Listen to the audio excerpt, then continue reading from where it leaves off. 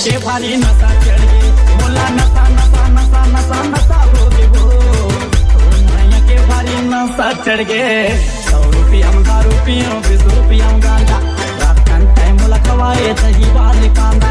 100 रुपया में दारू पियो, 20 रुपया में गांजा, रात का टाइम बोला खवाए दही वाले कांदा। बोला नशा नशा नशा नशा नशा बढ़ गए, तोर मैया के भारी नशा चढ़ गए, बोला नशा नशा नशा नशा नशा हो गए वो, तोर मैया के भारी नशा चढ़ गए। गांजा ला पियो चिलम भर के, पियो रे पियो चिलम भर के, मुझे मछली ला रांधे बिना छोड़ के, बिना छोड़ के बिना छोड़ के।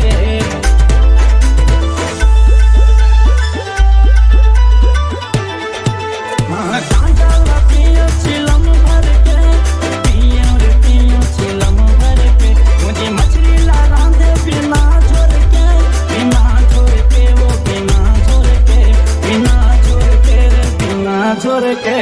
100 रुपया में दारू पियो, 20 रुपया में गांजा, रात का टाइम बोला खवाए दही वाले कांदा।